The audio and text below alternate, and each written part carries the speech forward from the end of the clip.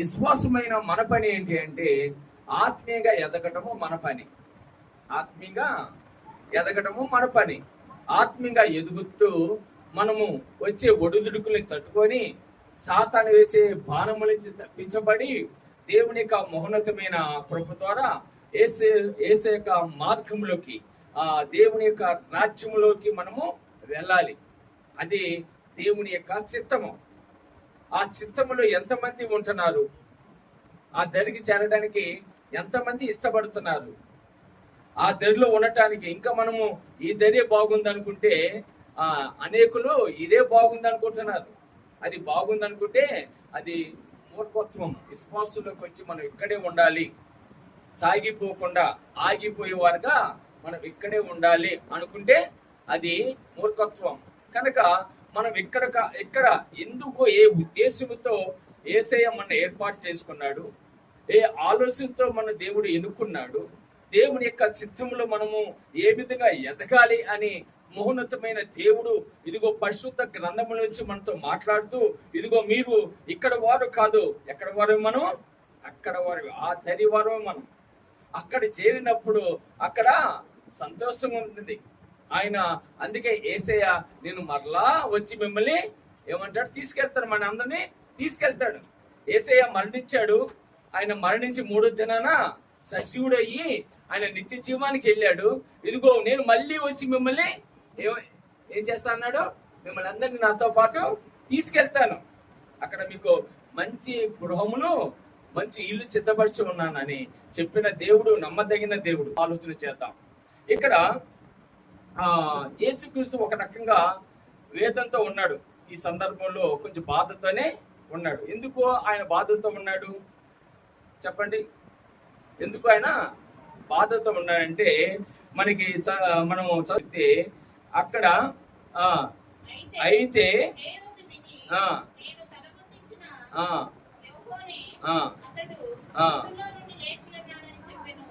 ఇక్కడ చూడండి, ఇక్కడ యోహాను చంపబడ్డారు.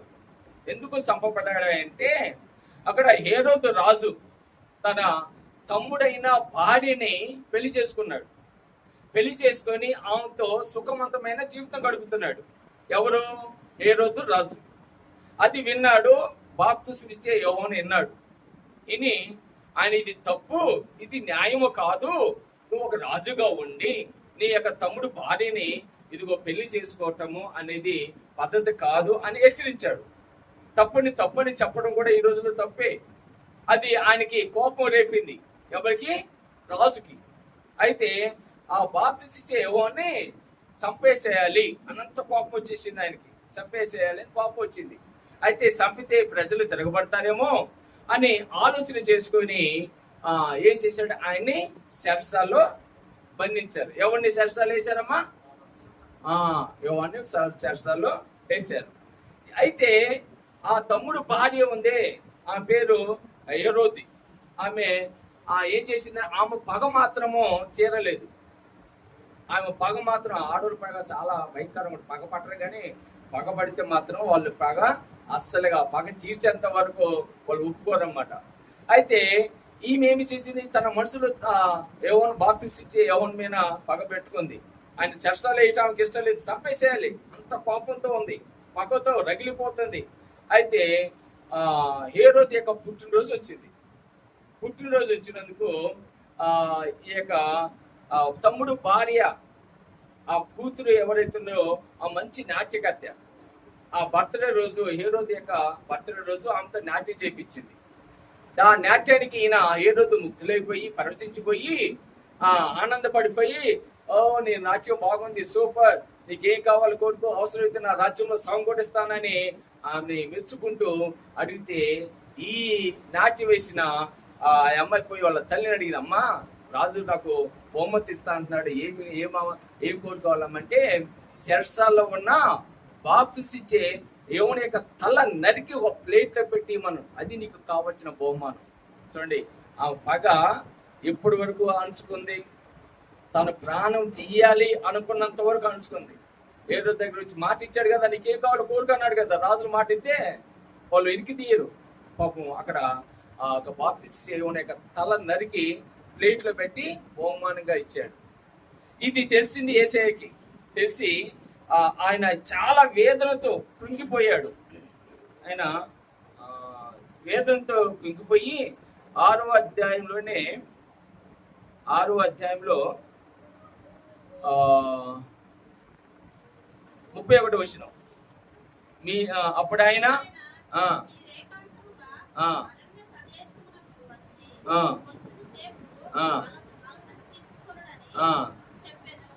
26వ వచనం. అంతకుముందు ఒక రాజు బహుగా దుఃఖపడిన కానీ తాను పెట్టుకుని ఒట్టు నిమిత్తము తనతో కూర్చున్నాడు. రాజు పాపం బాధపడినా కానీ తప్పలేదు. అయితే ఆ విషయం యేసుప్రభువుకి తెలిసి ఆయన కూడా బాగా వేదనతో ఉండి అరణ్యంకి వెళ్ళి ప్రార్థన చేసుకోవాలనే ఆలోచనతో ఆయన అక్కడ అరణ్యంకి వెళ్ళినప్పుడు అక్కడ అనేకులు తెలుసుకొని యేసయ్య వెళ్తున్నాడు అరణ్యములో అని తెలుసుకొని యేసయ్య కంటే ముందే అనేకులు వెళ్ళి అక్కడ ఉన్నారు. అక్కడ ఉండి వాళ్ళు ఏమన్నారంటే మా కొరకు మీరు ప్రార్థన ఏర్పాటు చేయండి, వాక్యం చెప్పండి అని వాళ్ళు అనేక మంది దేవుని యేసయ్యని అడిగారు. 34వ వచనం 6వ అధ్యాయం 34. కనుక యేసు వచ్చి ఆ గొప్ప జన సమూహం చూసి వారు కాపాడలేని గొడ్రెల వల్లే యేసయ్య అప్పటి వరకు చూడండి యేసుక్రీస్తు యొక్క అనేకులు సువార్తలో యేసుక్రీస్తు యొక్క నామంలో చేర్చబడుతున్నాడు, అనేకుల్ని బాప్తిస్తున్నాడు. బాప్తిసే యోహాను అనేకుల్ని యేసుక్రీస్తు మార్గంలోకి నడిపిస్తున్నాడు. అది విని ఇంకా వీళ్ళందరూ కాపాడలేని గొడ్రెల వల్లే ఉన్నారని అక్కడ వాళ్ళందరికీ ఆయన ఉపదేశము సందేశము ప్రకటిస్తూ సువార్త ప్రకటిస్తూ ఆయన మర్చిపోయారు. సాయంకాలం అయిపోయినప్పుడు వాళ్ళకి భోజనాలు కూడా తినలేదు. భోజనాలు తినకుండా ఉన్నప్పుడు శిష్యుని పిలిచి వీళ్ళకి ఏమైనా పెడదాము మనము అంటే 5,000 మంది ఒక పురుషులైన వారు అంటే మగవారే 5,000 మంది ఉన్నారు.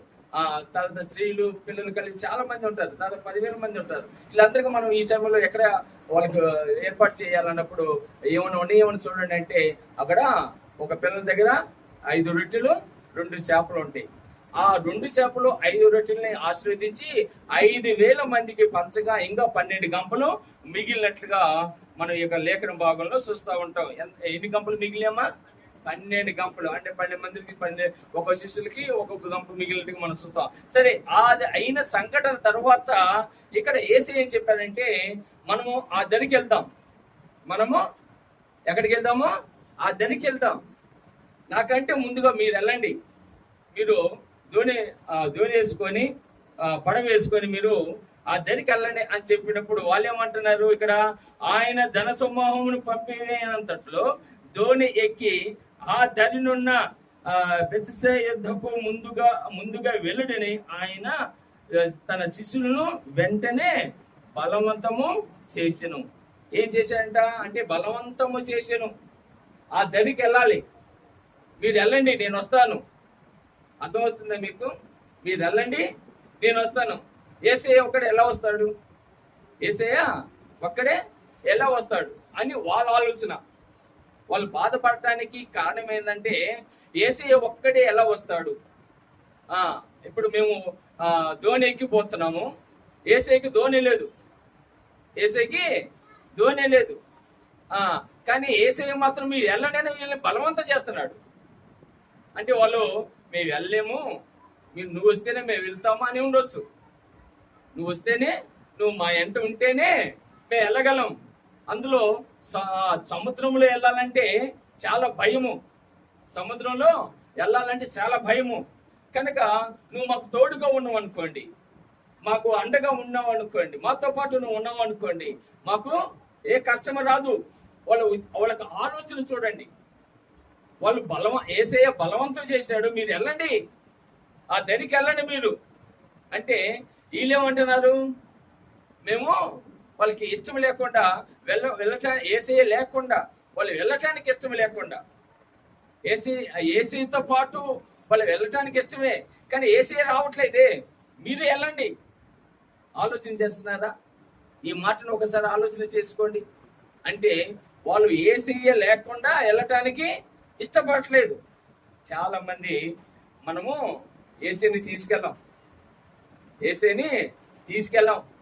ఎందుకంటే ఏసై ఉన్న చోట అపవిత్రమైన పనులు జరగవు కదా. మనం అపవిత్ర పని చేయాలంటే ఏసైని తీసుకెళ్ళాం, అవునా కదమ్మా. అపవిత్రమైన పని చూడండి. అందుకే చాలా మంది ప్రభువా నాకు తోడుగా ఉందయ్యా అని ప్రార్థన చేయటానికి కూడా చాలా మంది భయపడతారు. ఎందుకు భయపడతారంటే వాళ్ళు వెళ్ళేది ఎక్కడికి? దొంగడు అడుగుతాడా, అయ్యా నాతో పాటు రాయా అని అడుగుతాడా? వాడు చేసేది ఏం పని? అది చట్ట మంచి పని, అది చట్ట వ్యతిరేక పని, అనుకూలమైన పని కాదు, మంచి పని కాదు. దొంగడు వెళ్ళే చోట ఎవరికి కనపడకూడదు. అందుకే దేవుడికి మొక్కుతారు, కానీ దేవుడా నాతో పాటు రా అన్న అడగరు. ఒకవేళ అన్న అది మంచి పద్ధతి కాదు కాబట్టి దేవుడిని అడగరు, నాకు తోడుగా ఉండేయా అని. దొంగలు అడగరు. ఎవరైతే అమ్మా గేట్ తీయనమ్మా, పిల్లలకు కొంచెం కదా ఉండే గేట్లు పెట్టకుండా పిల్లలు చతాయిస్తున్నప్పుడు చూసుకుంటారు, బెస్ట్ చూడండి. కనుక డిస్టర్బ్ చేస్తున్నారు, కొంచెం అటు ఇటు తిరుగుతున్నారు.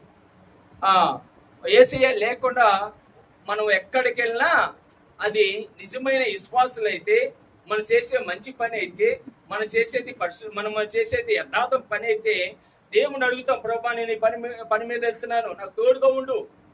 దేవుడు తోడుగా ఉంటే మన జీవితంలో ఆపద అనేది రాదు, కష్టం అనేది రాదు, ప్రమాదం అనేది రాదు. కనుక దేవుని యొక్క బిడ్డలమైన మనము దేవుడు తోడుగా ఉండాలని కోరుకోవాలి. ఇక్కడ శిష్యులు అదే కోరుకుంటున్నారు. ఏమని కోరుకుంటున్నారు? యేసయ్య నువ్వు వస్తేనే మేము వెళ్తామన్నట్టుగా.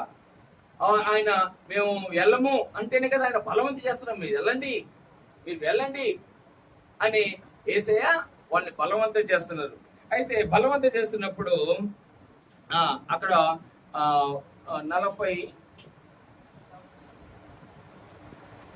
46 వచ్చింది చదవండి. 46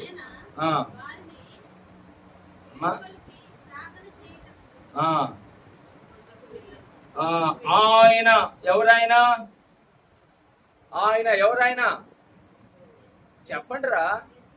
యేసుక్రీస్తు. ఆయన అంటే ఇంకా యేసే. ఆయన ఎక్కడికి వెళ్ళానంట? ప్రార్థన చేయటకు కొండకు వెళ్ళాను. అర్థమవుతుందమ్మా?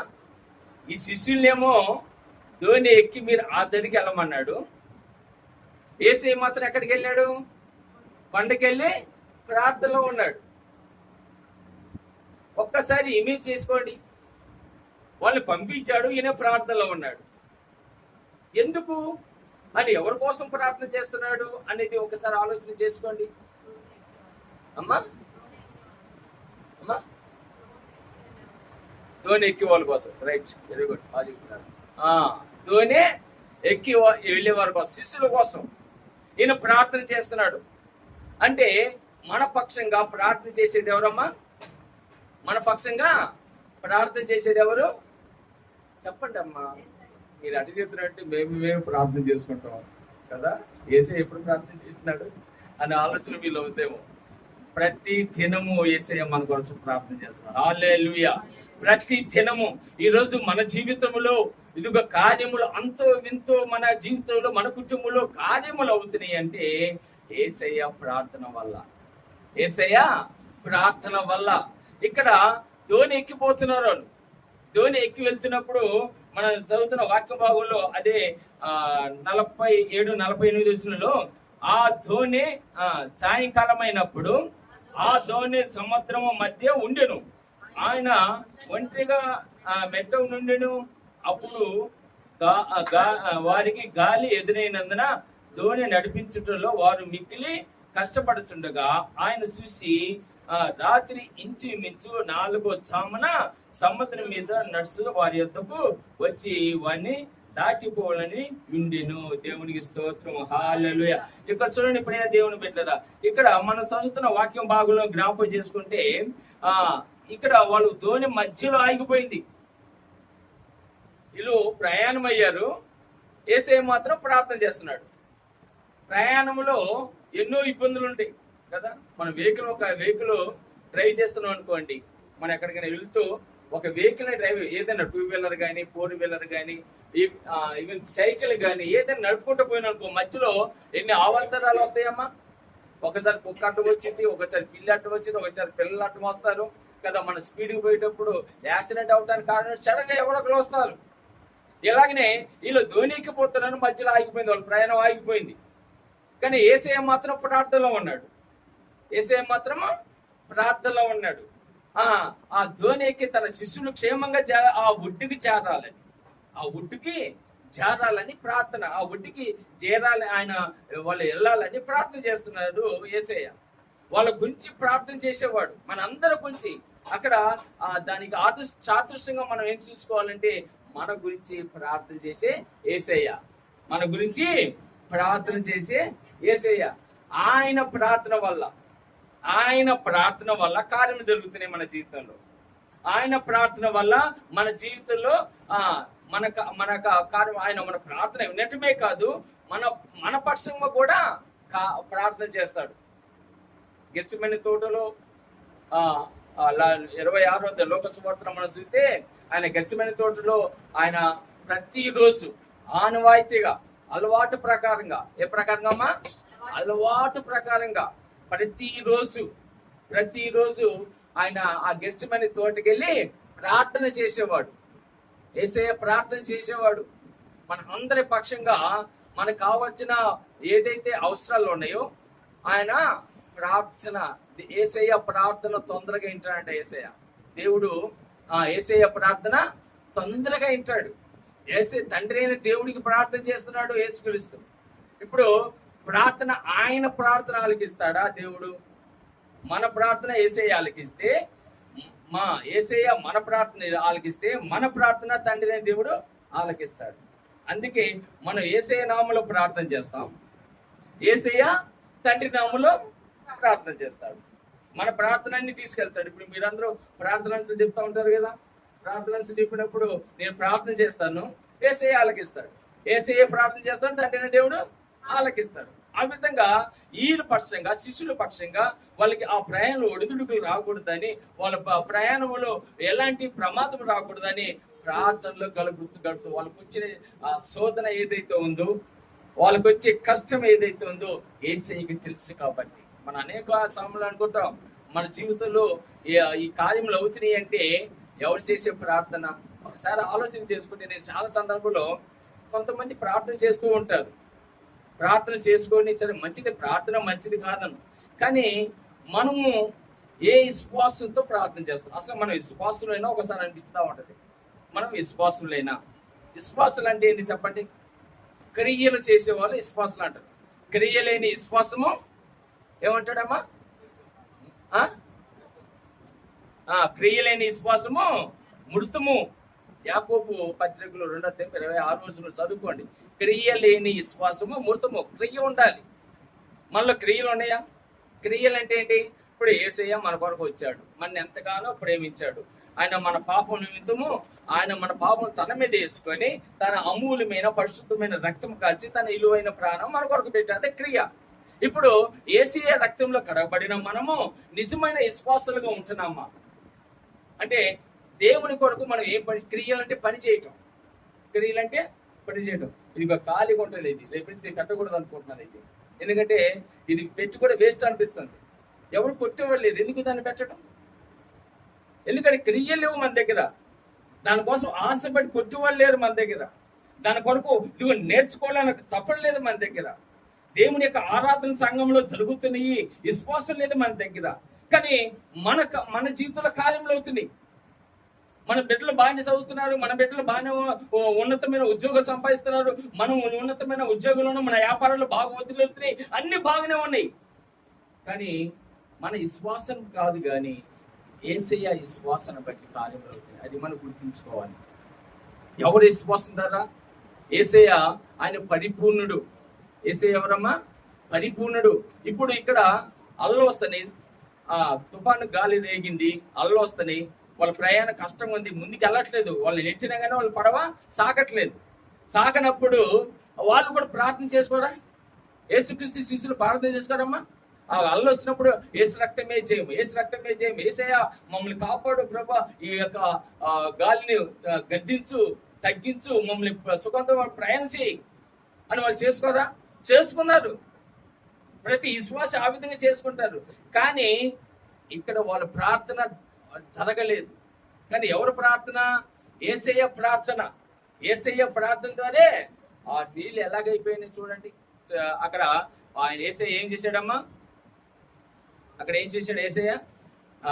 ఇక్కడ ఒక అద్భుతమైన 49 వచ్చింది చదవండి. 49. ఆయన యేసయ్య దేని మీద నడుతున్నాడమ్మా? నీళ్ళ మీద నడుస్తున్నాడు, సముద్రం మీద నడుస్తున్నాడమ్మా. దేవుని స్తోత్రం, హల్లెలూయా. ఆయన ప్రార్థన ఎంత గట్టిదో చూడండి. అక్కడ శిష్యులు ప్రార్థన చేసుకుంటూ వచ్చాము, కానీ యేసయ్య ప్రార్థన ఆ నీళ్ళని పంటగా మార్చు, నేను నడవాలి. హల్లెలూయా, హల్లెలూయా.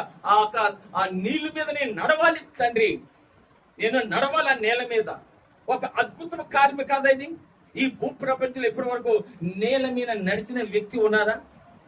నీళ్ళని మీద నడిచిన వ్యక్తి ఎవరైనా ఉన్నారా? ఇదే వాక్యము మత్తయి సువార్తలో కూడా ఉంటుంది. మనకి తర్వాత చదువుకుని 14 అధ్యాయం ఉంటుంది. అక్కడ పేతురు నడవాలని ప్రయత్నం చేశాడు. ఇందులో లేదు కానీ, మార్కు సువార్తలో లేదు కానీ మత్తయి సువార్తలో ఉంటుంది. ఏమంటుంది? ఆయన నేల మీద నడవాలని చూశాడు పేతురు. చూసి ఏమయ్యాడు? కొంత దూరం వెళ్ళగానే 2 అడుగుల ఇంగులోనే మునిగిపోవటం స్టార్ట్ అయ్యింది. అప్పుడు పేతురుతో అల్ప విశ్వాసం నీకెంది? అల్ప విశ్వాసం మనందరూ. కనుక అల్ప విశ్వాసంతో కాదు, కానీ విశ్వాసముతో ఉంటే, పరిపూర్ణమైన విశ్వాసముతో ఉంటే, మనం ఎప్పుడైతే దేవునికి నమ్మకమైన జీవితం ఉంటే అప్పుడు దేవుడు మన జీవితంలో అద్భుతమైన కార్యం జరిగిస్తాడు. దేవునికి స్తోత్రం, హల్లెలూయా, హల్లెలూయా. ఆయన తెల్లవారుకు ముందు అంటే 4వ జామున, రాత్రి ఎన్ని జాములు ఉంటాయమ్మా? రాత్రి ఎన్ని జాములమ్మా? రాత్రి ఎన్ని జాములు ఉంటాయి? 4 జాములు ఉంటాయి.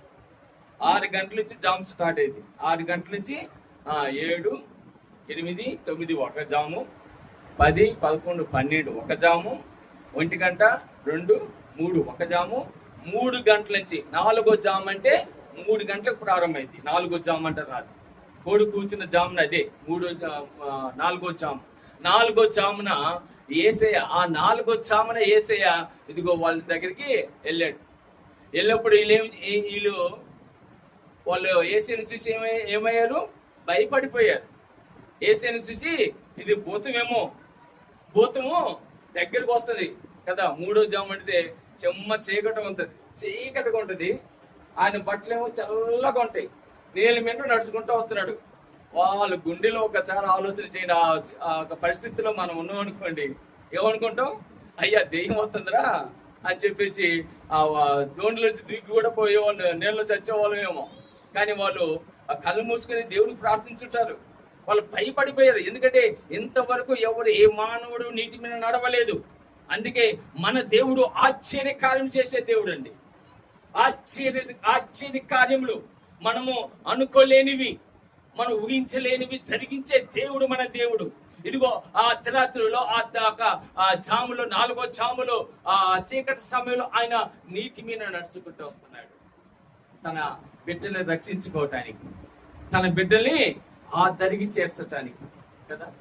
మన నిజ జీవితంలో మన కుటుంబంలో చూడండి సోదరులు ఎన్నో ఉంటాయి. అందుకే చాలా పెద్దలు అంటారు, సముద్రాన్ని విధించేమో కానీ సంసారాన్ని వివేదలేమని. సముద్రం ఈజీ అంట సంసారం కంటే. ఈ యొక్క లోక జీవితంలో మనం అనేక కష్టాలు ఉంటాయి, బాధలు ఉంటాయి, శోధనలు ఉంటాయి. వీటిని తట్టుకొని అవతలకు పోయినప్పుడే మనము సంతోషంగా ఉంటాం.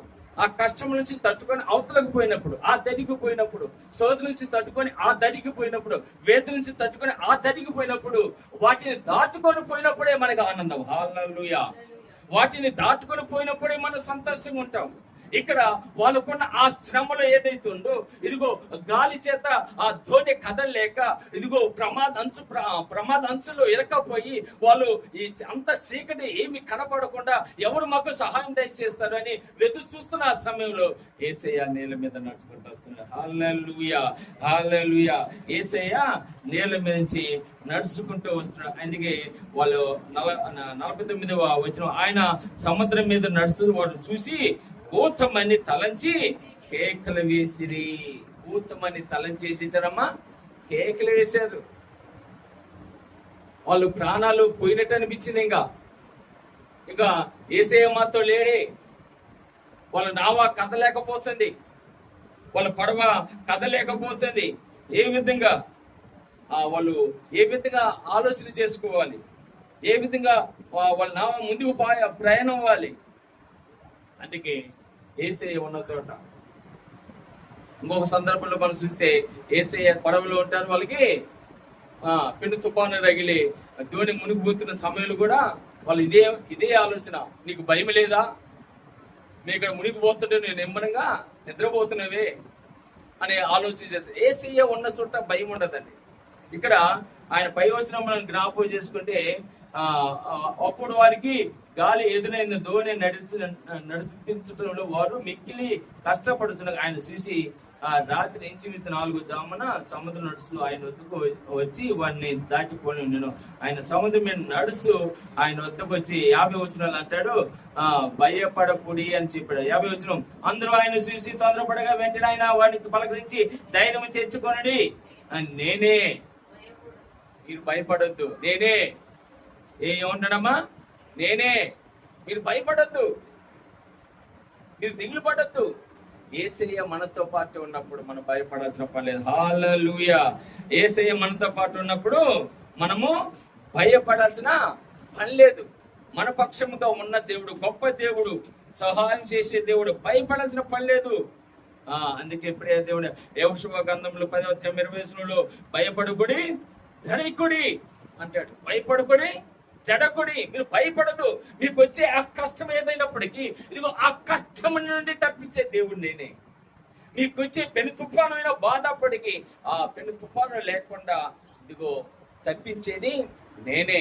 కనుక మీరు భయపడద్దు. దేవునికి స్తోత్రం. హల్లెలూయా. ఓ ప్రియ దేవుని బిడ్డలారా, ఇది మనం ఒక్కసారి ఆలోచన చేసుకోండి. ఇక్కడ మన దేవుడు ఆశ్చర్య కార్యములు చేసే దేవుడు.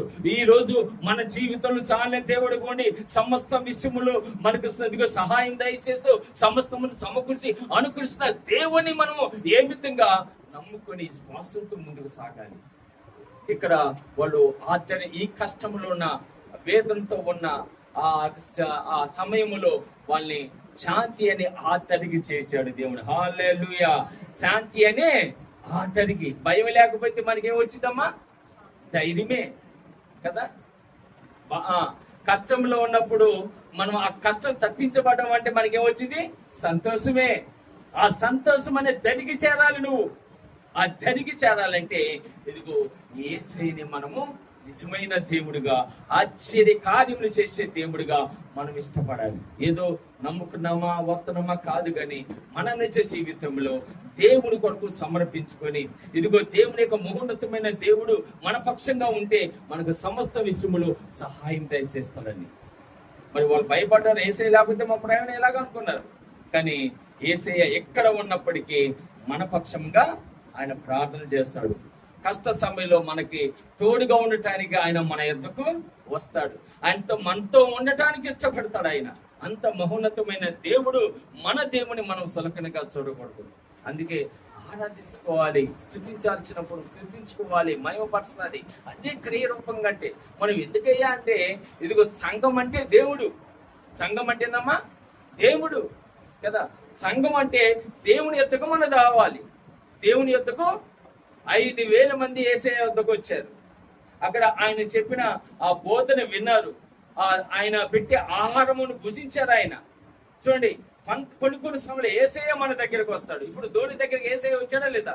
ధోనిలో ఉన్న వాళ్ళ ఆపత్తుల కష్టాల్లో ఉన్న యేసయ్య వచ్చాడా లేదా?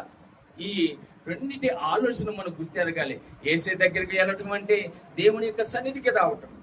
యేసయ్య దగ్గరికి రావటం అంటే దేవుని యొక్క మాటలు వినటం. యేసయ్య దగ్గరికి ఆరాధించుకోవటము. యేసయ్య దగ్గరికి నువ్వు వచ్చినప్పుడు సమృద్ధమైన జీవితమును, సమృద్ధమైన నీ కుటుంబ ఆశీర్వాదములు దేవుడు ఇస్తా ఉంటాడు. అది మనం గుర్తిరగాలి. కానీ చులకనగా చూడద్దు. దేవుని యొక్క సన్నిధిని చులకనగా చూడదు. దేవుని ఆరాధించే మందిరాన్ని, దేవుని యొక్క సంఘాన్ని, సావాసాన్ని మనం చులకనగా చూస్తున్నామేమో. దేవుని యొక్క పురీలరా, దేవుని యొక్క ఆత్మశక్తి ద్వారా నింపబడిన వాళ్ళ మనం పరిపూర్ణమైన విశ్వాసము మనకున్నప్పుడు దేవుడు నీ జీవితంలో పరిపూర్ణమైన కార్యములు చేస్తాడు. హల్లెలూయా. పరిపూర్ణమైన కార్యములు నీ జీవితంలో జరగాలంటే, దేవుడు తోడుగా ఉండాలంటే ఇదిగో దేవునికి ఇష్టమైన బిడ్డలుగా మనం ఉండాలి, ఆరాధించే బిడ్డలుగా మనం ఉండాలి. దేవుని యొక్క ఏర్పాటు, దేవుని యొక్క ఏర్పాటులో మనము ఆదివారం వస్తున్నాం, మిగతా రోజులు భయ్య కనపడమైంది అంతే, భయ అయిపోతాం. శుక్రవారం ప్రార్థన జరుగుతున్నాయి ఇక్కడ, కుటుంబ ప్రార్థన జరుగుతున్నాయి ఇక్కడ, వాటిలో మనం ఉంటాయేంటి లేకపోతే ఏంటి. అది కాదు సంఘం అంటే. సంఘం అంటే ప్రతి విషయంలో అదే విశ్వాసం అంటే అదే విశ్వాసము క్రియరూపంగా ఉండాలి. ఎక్కడ ప్రార్థన జరుగుతున్నాయి సంఘ ప్రార్థన అక్కడ ఉండాలి. అందుకే ఒక భక్తుడు పాట పాడతాడు కదా, ప్రార్థించకపోయినా నిన్ను పలకరిస్తూ ఉంటాడు. యేసయ్య ఎంత ప్రేమమయుడు. ఆ ప్రేమను పొందుకోవటానికి కృపకాలంలో మనం ఉన్నాము. ఆ ప్రేమను ఇంకా ఇంకా ఇంకా మనం పొందుకొని దేవుని యొక్క ఆత్మశక్తి ద్వారా ఎదుగుతూ ఉండాలి. అప్పుడే నేను మన జీవితంలో ప్రశాంతమైన వాతావరణం ఉంటుంది. అక్కడ వాళ్ళ గాలి పోయినాక, ఆ పెను తుఫాను పోయినాక వాళ్ళ జీవితంలో ఒక ప్రశాంతమైన వాతావరణం వచ్చింది. యేసయ్య వచ్చాడు, వాళ్ళకి ఏమొచ్చిందమ్మా? ప్రశాంతమైన వాతావరణం. శాంతి లేదు అప్పటిదాకా, వాళ్ళకి సమాధానం లేదు. ఎక్కడ ఆ దోణి నీటిలో మునిగిదన్న భయము, ఎక్కడ మరణిస్తామనే ఒక వేదన, ఒక కష్టము. యేసయ్య వచ్చాడు, అన్ని ప్రశాంతంగా మారిపోయింది. యేసయ్యకి సమస్తము లోబడి ఉంటది. అందుకే మనం యేసయ్యని మనము ఎంట పెట్టుకుని ఉండాలి, యేసయ్యతో మనం ఉండాలి. అప్పుడే మన జీవితంలో నిజమైన సంతోషం ఉంటుంది. దేవునికి స్తోత్రం. హల్లెలూయా.